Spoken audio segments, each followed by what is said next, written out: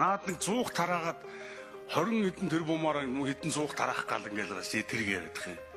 Тэр нүүдэлч 100 ч одоо гудамд гаргаа хийсэн зөндөл байна шүү дээ. Бичлэгүүдийн бүгд харж байгаа үстэй. Энэ хий хоосон дахиад нөгөө нэг 100-аа яриха болчихдоггүй. Энэ 21-р зуунд амьдраад энэ 19 юм эсвэл бүр 18-р зуунд амьдраад байгаа юм уу? Яг сая түрүү хэллээ тэр Европын орнууд эсвэл Европт олон жил болж байгаа ирлээ л дээ. Газар бүх юм шийдсэн үнэ. Газар шийдэхэд бас асуудал байна. Монголын яг энэ хас 40 хүрнэ гэж байгаа, хас 30 хүрнэ гэж байгаа. Энэ тэсгэмүүдэнд яаж энийг шийдэх вэ?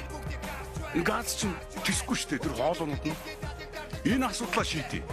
Энэ тогныхаа асуудлыг эхлээ шийдэхэд наад батарейны асуудал, энэ даваахын ярьж байгаа энэ батарейны асуудал. Эдрийг шийдээд тогныхоо үнийг буулгаач. Яаж ин гэр ороолоор одоо нэг тогоор халаалтаа шийдсэн ард иргэдийн энэ залуучуудынхаа эдрийг сайхан урмын өгөөд гэр ороолын яг тэр тогийг жоох үнийг буулгаад өгч. За яг байранд байгаа бидний авахтай тэгэл яг тогны үнэ нэмсэн тэрүүгээр төлөөд явъя л да. Одоо дээрэс нь юмны үн өсөж байна.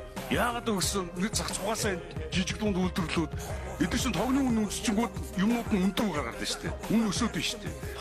Энэ сая Трамп одоо Америкийн ерөнхийлөгч сая тавхан харсан баг, бүгд харсан баг.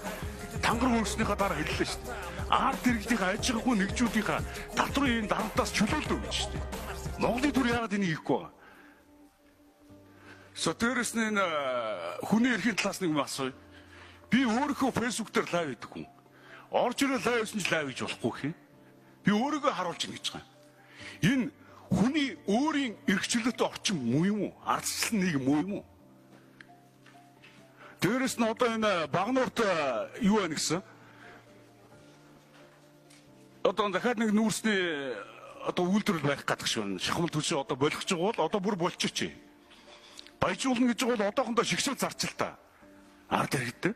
Монголын тал нутгаар түгэр нүүрс байгаа үстэй. Энэ тэгээд бөөн зардал ширэгдэл одоо энэ утааны сонсгол гэдэл бөөн зардал болж байгаа үстэй. Энэ юмнуудаа бүгдээрээ хэмнээл та тхүү. Наад номер 1 асуудал утаагаа шийдчихэ.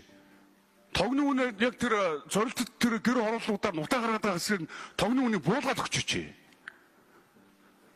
Энэ хамгийн гол нь одоо 30 он гэж байгаа шүү дээ. Дахиад 5 жил энэ хортой утаагаар энэ тэр хүүхдүүд амьсгалах уу?